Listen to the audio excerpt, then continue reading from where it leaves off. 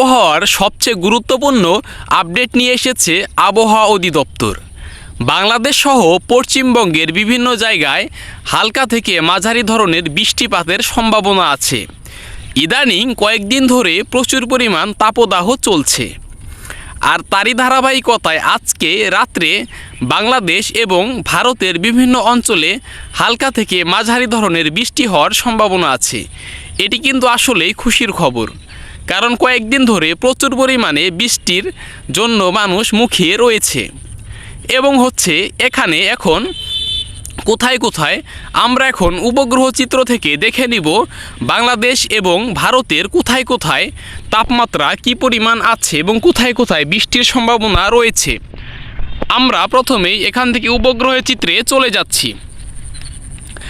এখান থেকে আপনারা দেখতেই পাচ্ছেন আজকে ঢাকায় 32 ডিগ্রি সেলসিয়াস তাপমাত্রা, ধামরাইতে 32 ডিগ্রি সেলসিয়াস তাপমাত্রা, এছাড়া শিবালয়ে 31 ডিগ্রি, ফরিদপুরে 30 ডিগ্রি, দোহারে 30 ডিগ্রি, নরসিংদীতে 31 ডিগ্রি, ব্রাহ্মণবাড়িয়ায় 31 ডিগ্রি, কুমিল্লায় 30 ডিগ্রি।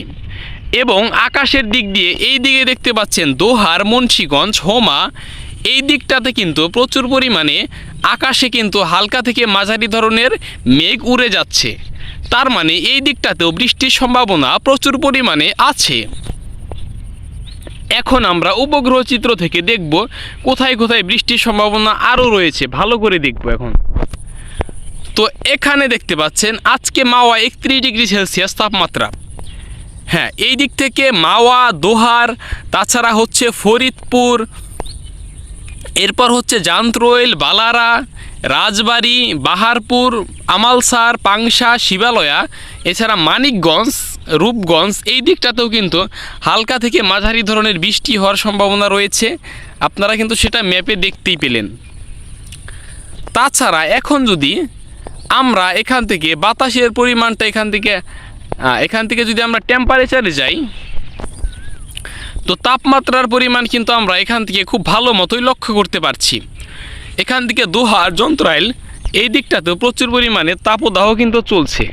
অর্থাৎ প্রিয় দর্শক বন্ধু, আপনি কোন জেলা থেকে আমাদের এই ভিডিওটি দেখছেন সেটি অবশ্যই কমেন্ট বক্সে লিখে জানিয়ে দিবেন, কেননা তাহলে কিন্তু আমরা আপনাকে সঠিক নিউজটি দিতে পারবো। তো অনেক তাপদাহে কিন্তু মানুষের সাধারণ জনজীবন অতিষ্ঠ হয়ে গিয়েছে, তাই মানুষ কিন্তু একটি স্বাভাবিক বৃষ্টি চাচ্ছে। এবং কয়েকদিন আবহাওয়া অধিদপ্তর জানিয়েছে আগামী রবিবার থেকে বৃষ্টি হওয়ার সম্ভাবনা রয়েছে, এবং কয়েকদিন নাকি এরকমভাবেই তাপদাহ চলবে। তো দেখা যাক কি হয়।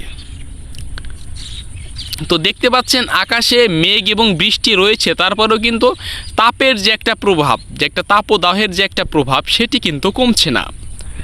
ঠিক আছে, তো প্রিয় দর্শক বন্ধু, এই ছিল আজকের আবহাওয়ার সর্বশেষ আপডেট। পরবর্তী আপডেট পেতে DWS ব্লগস চ্যানেলটি সাবস্ক্রাইব করে রাখতে পারেন, এবং ফেসবুক পেজে দেখে থাকলে অবশ্যই ফলো করে রাখবেন।